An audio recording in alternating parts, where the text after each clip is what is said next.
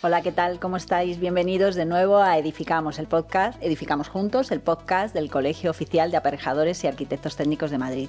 Y hoy vamos a tener un tema que nos va a presentar nuestro compañero David Arias de Gabinete Técnico. Hola, Susana Pérez. Pues tienes razón. Como dice Susana, vamos a tratar un tema muy importante porque a veces salimos de la escuela y no sabemos qué tenemos que hacer, qué podemos hacer, cuáles son nuestras competencias, estamos un poco perdidos. Pues vamos a hablar de todo eso, de estas nuevas tareas que tenemos a partir, como digo yo, de quinto curso. La carrera son 4 años, ya quinto es la vida profesional, donde no nos ponen notas, no os pagan.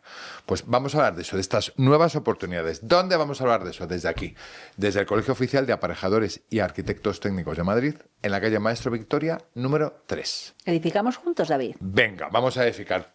Te voy a dejar, tú replanteas y yo tiro el azulete, aunque si quieres al revés. No, está bien así. Que me manche yo, ¿no?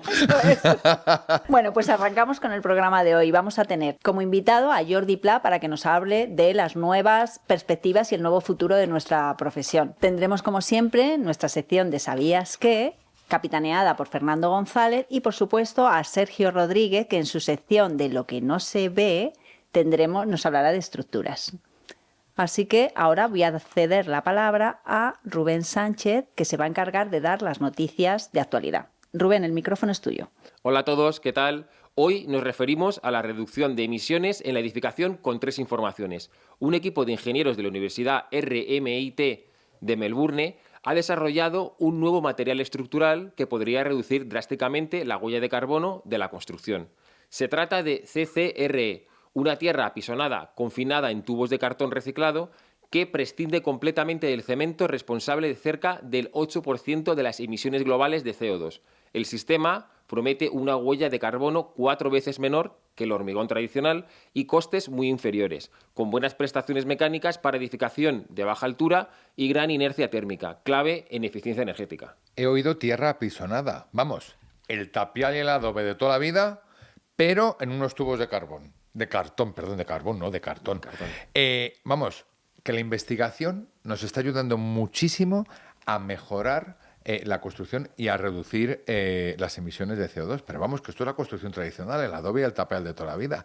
¿Y qué más nos cuentan de estos ahorros de energéticos, emisiones de CO2, los informes que hay ahora? Cuéntanos. Pues mira, los informes globales sobre edificación coinciden en un mensaje de fondo. La eficiencia energética del parque construido es la palanca más rápida y rentable para recortar emisiones. El último Global Status Report for Buildings and Construction recuerda que edificios y construcción concentran en torno a 1/3 del consumo mundial de energía y de las emisiones de CO2. La prioridad no es solo construir mejor, sino rehabilitar masivamente con criterios de envolvente, instalaciones eficientes y materiales de bajo impacto, un campo donde el arquitecto técnico puede liderar desde el inicio del proyecto hasta el fin de obra. Hombre, desde luego, porque es que esto es nuestro uso. El uso residencial es en el que es especialista el arquitecto técnico. Con lo cual, vamos a reducir ese tercio de emisiones porque esto no puede ser. ¿Y cómo podemos reducir esas emisiones de CO2? Pues mira, la Agencia Internacional de la Energía define la eficiencia energética como el primer combustible de la transición, porque permite reducir CO2 de forma rápida y asequible. En su análisis de edificios, la IEA subraya la importancia de combinar aislamiento, electrificación con bombas de calor, automatización y cambios de hábitos. Para los profesionales de la edificación, esto se traduce en nuevas competencias: auditorías energéticas, comisionado de instalaciones, diseño de estrategias de gestión de la demanda y seguimiento de datos reales de consumo a lo largo del ciclo de vida del edificio. Vamos, muchas más cosas más allá de un SAT simplemente, o cambiar unas ventanas o cambiar unas calderas. Esto es mucho trabajo que estamos dispuestos a hacerlo para todos vosotros. Como siempre, ¿verdad? Y bueno, esto es todo por hoy. Como siempre, muchísimas gracias, Rubén. A vosotros. Muchas gracias, Rubén, por las noticias que nos acabas de trasladar. Y ahora empezamos con el programa, realmente. Y para ello tenemos con nosotros a Jordi Pla, director de Pla Consultoría, y vamos a hablar con él de las competencias más demandadas en nuestro sector de la arquitectura técnica. Bienvenido. Jordi. Jordi. Gracias, un placer presento a estar mi con compañero vosotros. David. Hola David, ¿qué tal? Encantado. Un placer. Bueno, pues para empezar, si tuvieras que hablar de las 5 competencias más demandadas dentro de nuestro sector, ¿cuáles empezarías a enumerar? Te diría que sacando lo que son las competencias técnicas, evidentemente, y aquellas que todos conocemos en términos de actitudes y habilidades, aquellos más que en definitiva requiere toda la gestión, yo destacaría la competencia de digitalización. Hoy en día estamos viendo que hay herramientas disruptivas que están cambiando todos los procesos, la manera de trabajar. Y no hablo solo de la IA, hablo del BIM, hablo del Last Planet System, hablo de los procesos colaborativos que lo están cambiando un poco todo. El arquitecto técnico debe trabajar con estas nuevas herramientas. También pondría en valor todo lo que es la capacidad de adaptación y flexibilidad a este mundo de los procesos que está en continuo cambio. Si no somos capaces de incorporar la industrialización, si no somos capaces de incorporar los nuevos materiales, las nuevas tecnologías, si no somos capaces de trabajar en entornos multiculturales con personas muy diferentes, no seremos capaces de llegar al resultado. Podríamos también destacar lo que es sin duda la toma de decisiones en entornos inciertos, en entornos altamente complejos. Al final a un aparejador se le pide que lidere un proyecto. Y eso quiere decir tomar decisiones en un momento donde saber hacia dónde tenemos que ir es muy complejo. Yo creo que los aparejadores que sean capaces de prepararse en modelos de toma de decisión, que entiendan qué diferencias hay entre unos equipos de BOP o una toma de decisión en base a una cadena de valor, unos stakeholders, será una competencia muy, muy útil para ellos. Y te podría destacar 2 más. Por ejemplo, diría que es muy importante en un mundo de especialidades y de especialistas esa visión general de todo el proceso. Debemos recordar que aunque la especialización es muy importante, alguien tiene que tener una visión global de todo el proceso. Esa visión sistémica como competencia es algo que cada vez le pedimos más a los aparejadores. Y al final no puedo dejarme el elemento humano. Destacaría el liderazgo, donde incluyo pues, la escucha activa, la capacidad de impacto e influencia, de comunicación.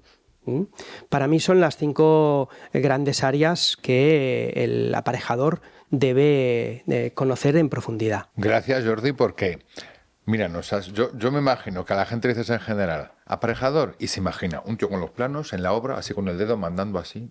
Y ahora tú has hablado de gestión, de actualización, de gestión generalista, de que el aparejador al final es un gestor de muchísimas maneras y desde muchísimos puntos de vista, como tú dices, ya no es aquello de la obra y ya. Y por lo que dices, ese generalista, especialista, me suena como que fuera el médico internista, al internista de la obra. Un poco va por aquí. Es evidente que, David, el aparejador tiene que tener una competencia técnica, y de hecho la tiene, muy importante. Pero al final el valor diferencial no está muchas veces en esa competencia técnica, eso es un must. El valor diferencial está en la capacidad de aglutinar visión, de aglutinar personas, en la capacidad de eficienciar herramientas y recursos. La verdad es que es agradecer que cuentes cómo efectivamente este arquitecto técnico actual o graduado en edificación, ingeniería de edificación, como quieras decirlo, está especializado en todo este aspecto generalista de la obra, de gestión, de equipos, es muy de agradecer que haber superado ya solamente la ejecución de obra y ver que nuestro abanico se amplía mucho, mucho, mucho y que nos encontramos arquitectos técnicos en muchísimos sectores y muchísimos lugares de los procesos constructivos. Somos muy versátiles. Yo creo que esa es una de las características del aparejador y es una de las grandes virtudes, porque esa versatilidad sin duda es un factor clave para poder afrontar la nueva realidad en la que nos movemos. Los aparejadores probablemente tienen un perfil que se adapta más a la realidad que nos viene en este momento. Y ahora mismo, si nosotros cogemos a un compañero recién salido de la escuela, que salen, pues eso, como hemos salido todos de la escuela, que éramos auténticos yogurcitos. Con miedo a todo. Teníamos miedo a la obra, pues ahora miedo a... Pero muy valientes también, porque nos metíamos a todo. Sí, o sea, sí, no decíamos cierto. que no a nada. Entonces, Cierto. ¿qué le aconsejarías? ¿En qué invertiría su tiempo para especializarse o hacerse general? No sé, ¿cómo está el sector? ¿Cómo ves el sector de los jóvenes? Bueno, alguien que sale ahora solo tiene futuro, y eso para los que ya tenemos bastante pasado, pues siempre es una gran oportunidad. Yo le aconsejaría que abriera mucho su mirada, precisamente en los términos en los que David hacía hincapié, en la gestión. Están cambiando las herramientas, están cambiando los procesos y está cambiando la manera de ver el factor constructivo en general. Y ahí es donde yo creo que los nuevos aparejadores tienen un camino muy importante a realizar. Hablamos de todo el tema de normativas, de sostenibilidad, de eficiencia. Hablamos de que han llegado nuevos players que piden a nivel de control económico, de auditoría de calidad, hablamos de legislación en términos de prevención de riesgos laborales. Todos estos ámbitos que están llegando cada vez más al mercado son ámbitos donde los jóvenes aparejadores tienen una gran oportunidad. Al fin y al cabo es una especialización nueva que requiere de nuevos conocimientos y ahí ellos están en clara ventaja con los que ya llevamos mucho tiempo. La verdad es que esto es un valor y es un ánimo muy importante a la gente que está estudiando y pasándolo mal, como lo pasamos todos en algún momento mientras estamos estudiando. Esto que has dicho me ha encantado. Siempre tienen futuro. Hay futuro y que el futuro está en un abanico tan amplio de posibilidades, como has dicho, que los servicios a la sociedad que puede prestar un arquitecto técnico, un aparejador, pues la verdad que me gratifica mucho pertenecer a esta profesión. O sea, es que me hace sentir orgulloso. Te oigo y me hace sentir orgulloso. Y sobre todo por la cantidad de cosas que puedo hacer para esta sociedad, para estos inversores, para este vecino, para este propietario, para este administrador de fincas, para este, en fin, qué orgulloso me hace sentir. Da gusto oírte yo. Celebro. Como dices, Jordi, está cambiando todos los procesos, están cambiando toda la forma de trabajar y también está cambiando la forma de edificar, porque ahora estamos hablando de construcción industrializada. ¿Cómo se está planteando la figura del arquitecto técnico en este sector? ¿Estás viendo que hay empuje, hay trabajo? Sobre todo los jóvenes. Claro. Sí, la industrialización es un reto porque va a cambiar el proceso constructivo, porque va a cambiar la manera de construir que conocemos hasta hoy en día. Afortunadamente, esa dicha que siempre hemos tenido en el sector de que construimos como los romanos empieza a quedar obsoleta. Dicho eso, yo te diría que también es una gran oportunidad. ¿Por qué? Porque al final el aparejador es quien conoce el producto y es quien conoce al cliente en términos de industrialización. Y eso lo pone en una situación de poder liderar también los procesos industriales de la construcción. Te diría que aquí tiene que hacer un esfuerzo para ampliar sus conocimientos en términos de gestión, de planificación, de gestión del proceso productivo industrial. Temas como el supply chain, como la logística, van a ser muy importantes, también en el tema de control de costes o el dominio de la cadena de valor. Pero sin duda, allí hay un nicho de mercado muy interesante para los aparejadores, que pueden liderar también los procesos productivos industriales, focalizados hacia la construcción. En el marco legal en el que estamos hoy en día, ¿cómo influye la figura del arquitecto técnico? Bueno, claro, cada vez tenemos un marco legal más complejo.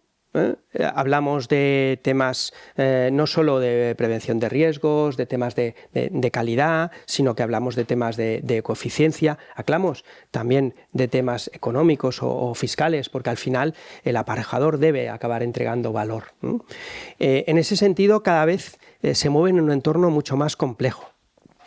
Yo te diría que el aparejador lo que debe es tener un conocimiento global de todo el ámbito legal, de todo el ámbito legislativo que le compete, que es mucho y muy complejo. Pero a la vez debe saber rodearse de aquellos especialistas en cada una de las diferentes disciplinas que puedan apoyarlo. Es decir, especialistas que no de forma reactiva, sino de forma proactiva, vayan informándole, vayan poco a poco guiándole en esos cambios normativos que cada vez son más rápidos y profundos. Para ello, por ejemplo, los colegios profesionales aquí hacen un grandísimo trabajo Y tener la colaboración de los colegios profesionales es absolutamente necesario. Pues muchísimas gracias. Pues No sé muchísimas gracias. Nada, simplemente agradecerte toda la ponencia, y me ha gustado mucho esto de que el arquitecto técnico, el aparejador, entrega valor al edificio porque es capaz de gestionar equipos multidisciplinares, que son el presente y el futuro, los equipos multidisciplinares y la gestión que podemos hacer. Muchísimas gracias, Jordi. Perfecto resumen, perfecto resumen. Gracias a vosotros, Gracias. un placer. Muchísimas gracias, Jordi, por haber estado con nosotros. Gracias. Y ahora vamos con nuestra sección ¿Sabías qué?, en la que nuestro compañero Fernando González, que es asesor del Departamento de Control de aquí del colegio, nos va a contar, o nos va a aclarar más bien, ciertos aspectos de nuestras competencias profesionales.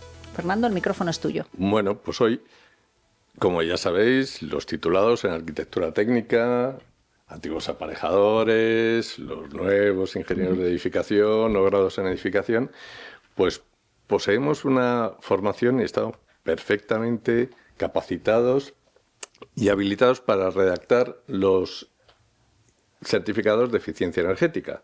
Somos plenos conocedores de los elementos que constituyen un edificio y, por lo tanto, somos los adecuados, la titulación adecuada. Y no solo, como nos cuentan para ciertos trabajitos de obra, siempre manchados, no, también podemos emitir esos certificados. Certificados de eficiencia energética, que no solo hacen falta como certificado per se, sino también para las ITES, para los IES, pues también podemos hacerlos. Lo podemos hacer y además sirven absolutamente para todo. Es necesario, y ahora para las subvenciones, También, y compra y venta y tal. Sí. Y compra y venta. Muchísimas gracias, Fernando, como siempre. Pues como ya os digo, si no lo sabías, ya lo sabes. Bueno, y ahora vamos con nuestra sección Lo que no se ve, en la que nuestro compañero de profesión, Sergio Rodríguez, que aquí le tenemos, nos va a contar peculiaridades sobre la estructura, peculiaridades o curiosidades que ya cuenta en su canal de YouTube, Canal de Estructuras de Sergio. Muy bien. Sergio, lo he dicho a la primera, no te lo Bien, puedes ni creer. Bien, Susana. Con el nombre tan fácil Muchas que tiene el gracias. Canal de Estructuras de Sergio. Canal de Así Estructuras como se- de Sergio. Se me ha enrobinado. No hay ningún problema. Esto ahora me trabalé yo.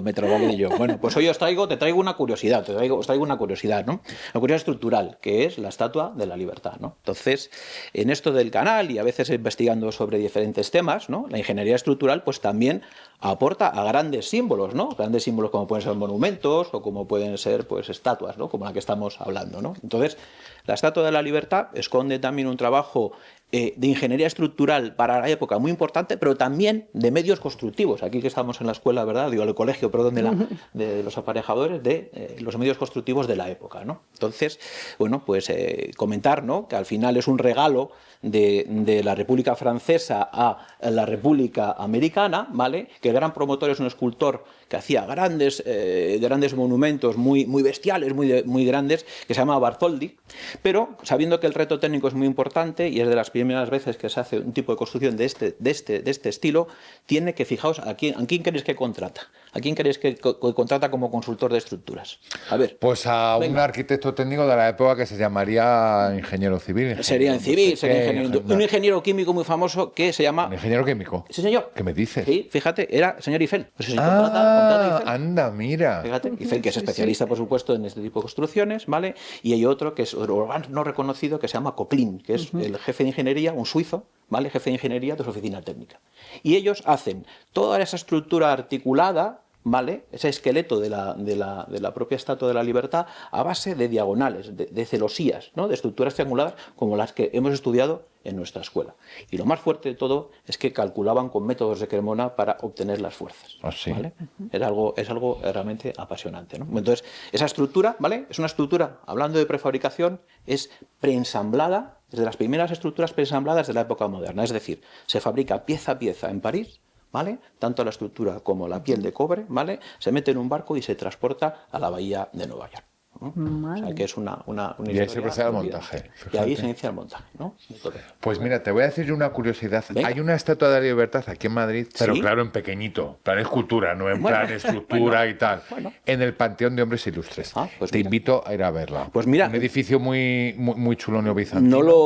No lo conocía, me has apuntado el dato y seguro que da para una segunda parte en el canal de es solo una estructuras, escultura, pero... ¿vale? Para sí, sí. que podamos... La Estatua de la Libertad en Madrid, hice a verla. Sí, está fenomenal. Pues hasta aquí. Siempre aprendiendo contigo. Pues nada, Muchísimas pues gracias, muchas Sergio. gracias, Susana, y muchas Muchas gracias. gracias, Sergio. Venga, Gracias. a ti. Próximo programa. Muy bien. Te esperamos. Aquí estaré. Venga. ¿Qué tal, David? ¿Qué te ha parecido el programa de hoy? Pues me parece que está hecho y que ha quedado todo perfectamente replanteado. Pero como siempre. Como siempre. Hombre, Como ¿lo siempre. dudabas o qué? No, yo no lo dudaba, lo que pasa es que yo cuando el azulete me mancho y digo, a ver si la he cagado y he hecho... No, lo he hecho bien. He seguido tus indicaciones de replanteo y perfecto, acaba perfecto. Sí. Pues efectivamente, yo saco muy buen regustillo de este programa. Hemos hablado del futuro de la profesión. Desde las noticias, Rubén, como siempre, ha estado magistral. Y, por supuesto, nuestras secciones, tanto de Sabías qué como de lo que no se ve, nuestros compañeros nos han transmitido pues, sus curiosidades y nos han aclarado las dudas. Así que creo que poco más tenemos que aportar. Efectivamente, nada más. Únicamente recordaros que estamos en todas las redes sociales. LinkedIn, Instagram, Facebook, todas estas cosas. Y que si tenéis alguna duda, pues nos podéis preguntar, consultar, lo que fuere. ¿Dónde? A través del correo electrónico buzoninfo@aparejadoresmadrid.es. Recordar que este es el podcast de Edificamos Juntos del Colegio Oficial de Aparejadores y Arquitectos Técnicos de Madrid. Y como no tenemos mucho más que contaros, hasta el programa que viene, que aquí os esperamos y hasta entonces, sed felices y construiros la mejor vida posible. Adiós. Adiós.